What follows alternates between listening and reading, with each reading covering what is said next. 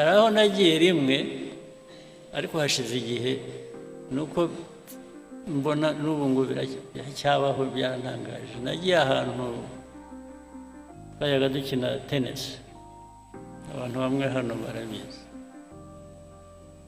kera hashize igihe turangije twicaye turuhutse tubanza gushaka wagira icyo tubaza dushaka arabura turahamagara mushobora kuza kugira icyo muduhariko hasi kobwa mwiza ugenda neza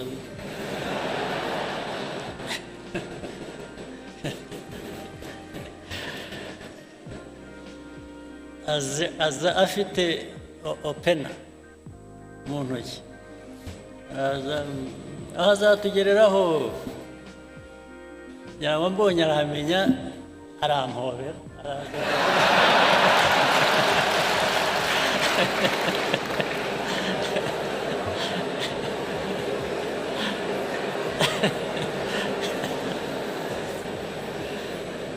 arabanza arampobera ndetse agomba kutuzunguruka twese n'abandi turi kumwe bose yabanyuramo ntabwo ariko se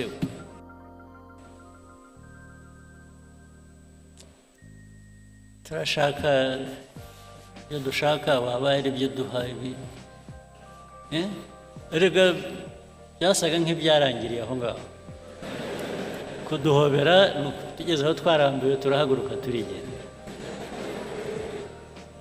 ubwo urumva umuntu nk'ubu yangirije abakorera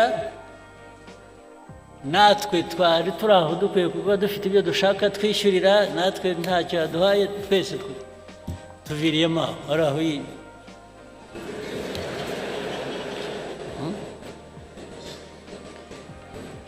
ubu koko mwumva ariko se mwe noneho society igihugu mushaka kubaka cyaba kimeze giti ni ikihu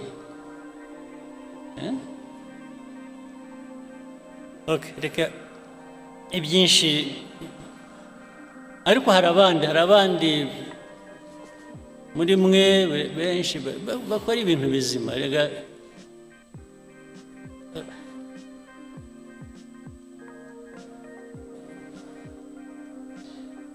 ubu byose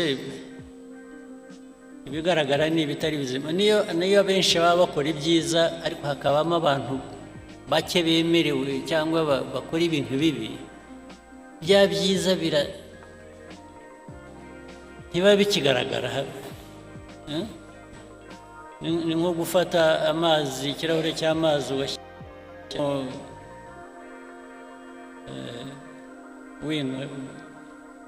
ikaramu ink bashyiramo ink ikirahure gihera ko gihinduka y'amazi yeraga yarari meza ukayabura ibyo rero dukwiye kubyirinda naho hari benshi hano njya mpora nabo even bakora ibintu byiza ibintu bya innovation ndetse bihindura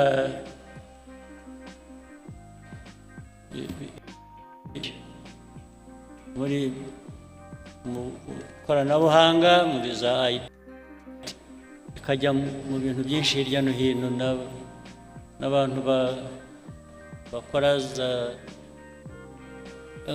revenue authority abantu bari revenue authority bari hano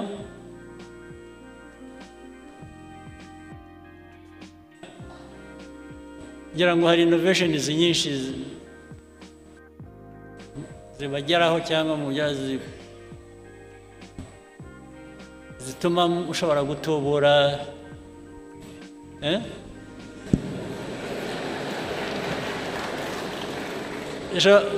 zizamura ayo mutuvanamo ayo mutwe ariko iyo byabonetse gutyo hari ikibazo bikaboneka innovation izamura itubura revenue tax revenue hanyuma yarangiza bikajyaho hagati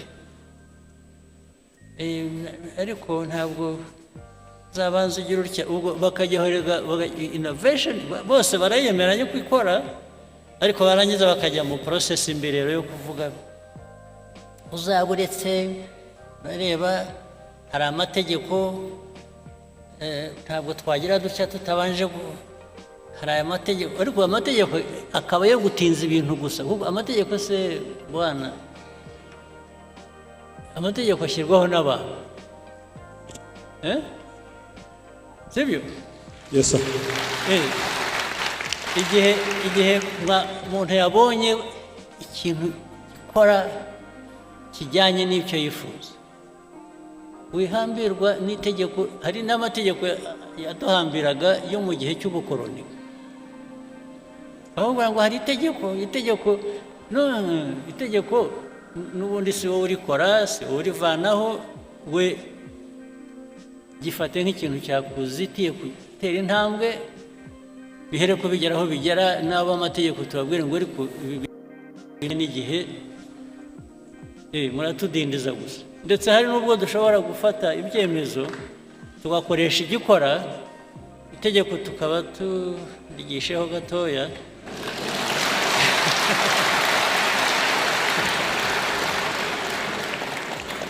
kugeza igihe rizahindukira ariko bitatubujije kugera ku nyungu twifuza iyo process niyo process ijyana n'igihe abantu bagezemo ntuhambirwa keretse dufite ikindi kibazo cy'uko abantu benshi ari n'ubwo ikintu cyangwa akwiye kuba akora ikintu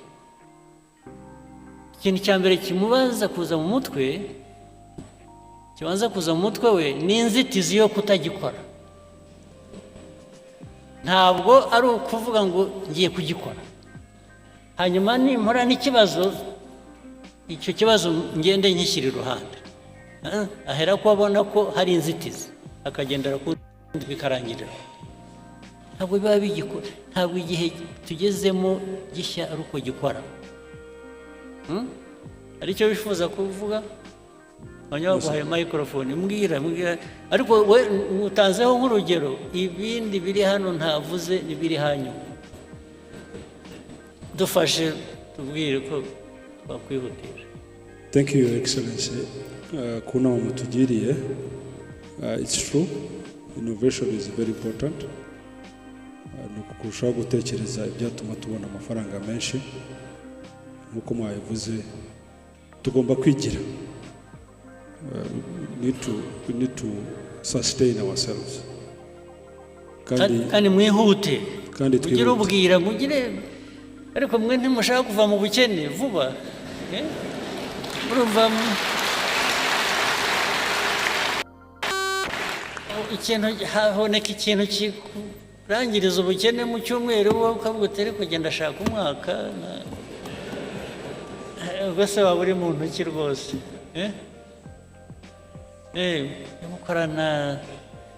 gukorana umwete kandi ntabwo bivuze kwangiza ibikorwa. It doesn't really mean sacrificing anything that you shouldn't. Sibyo? Ujye mwihuta muwe wepesi mwihute igihe utabifite guhagarika cyo gutangira wowe uritangira kubera iki? Why don't you just move?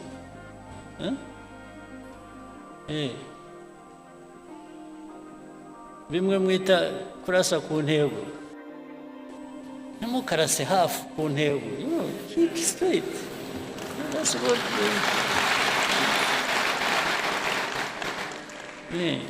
go for it. Nawe wumva uri satisfied uko sibyo? Yes sir. Okay, Sandra. Now let me take you to something else. I'm sure you can guess. It's now the other politics other than RPF. Geopolitics, regional or whatever, because it affects us as well a lot.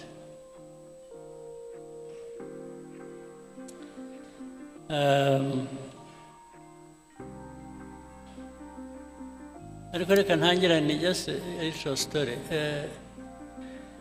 Tito Rutaremara, are you here? I want to know where you are around. I want to tell a story. You know, in actual fact, igihugu cyacu kivuye kure. Ewe, ntikiravayo neza. Turacyavayo. Acyari byinshi. Impamvu mvuze Tito, it's a bit of our history ijyanye na what happened to us, the genocide, the tragedy. I want to build on it to tell you some other things. The genocide that happened, there are indications of things that happened as far back as the 60s. Continue to. Nubwo, we also have people who would say it's an exaggeration, really nothing happened. Or what happened, I think, was bound to happen or should have happened. We still have that conversation, unfortunately. But I wanted to say something. I don't say it a lot. It comes to my mind once in a while. Tito, you were one of those twari kumwe in 1991 in Paris. Monama na Paul Dejoux is a name I cannot forget.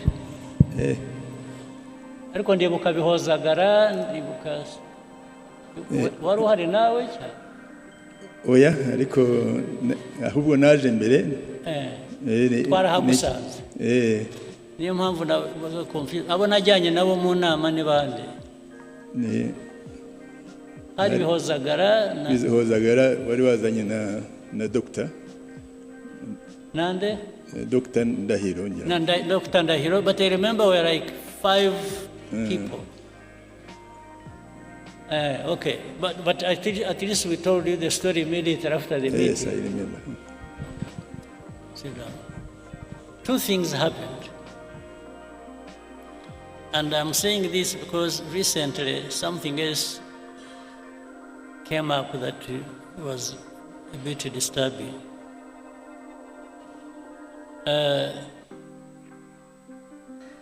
We were invited, RPF, to go to Paris. We were supposed to meet some people from Habyarimana's government. It was about, according to what we were told, to talk about peace. In fact, the RPF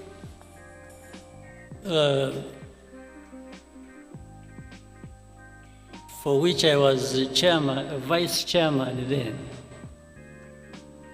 insisted I should not go.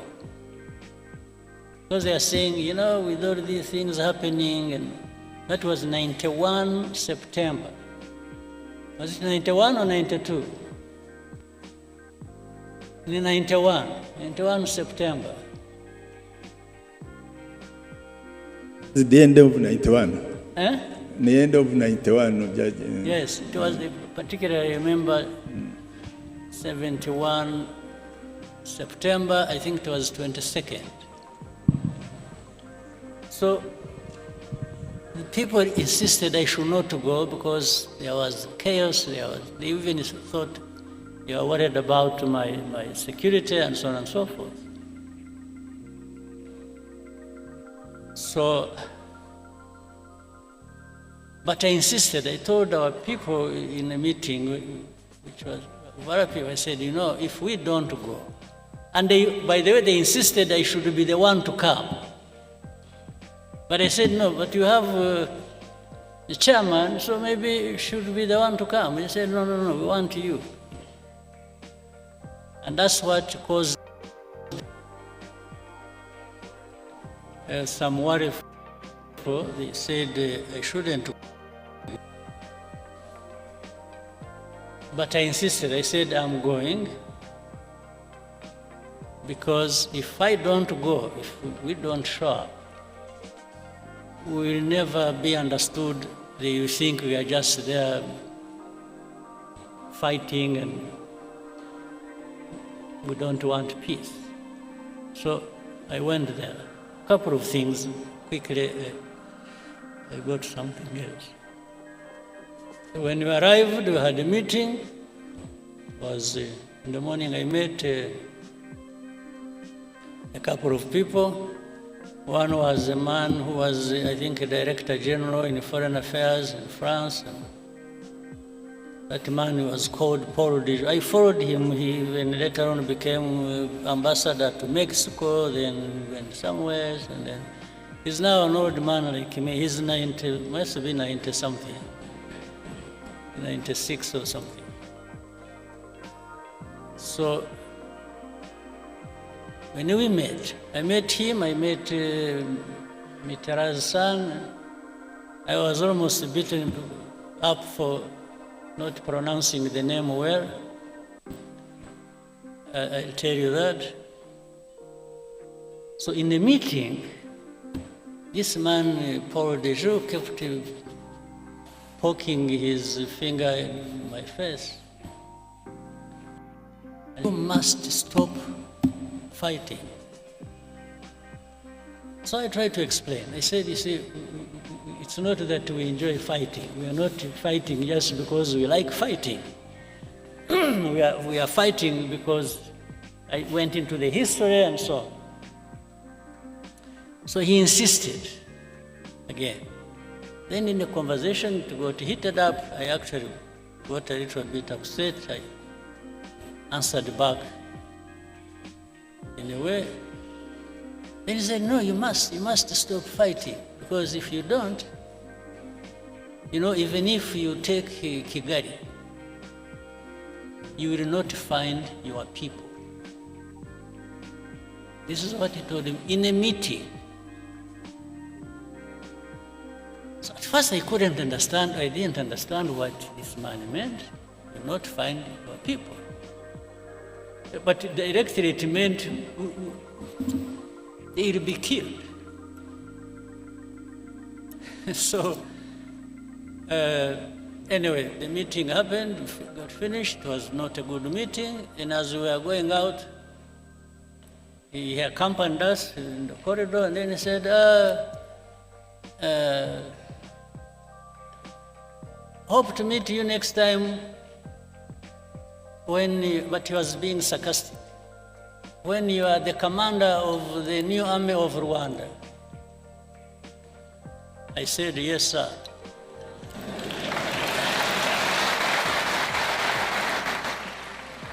I said, if and when that happens, you rest assured I will do a good job of it. This is what I told him.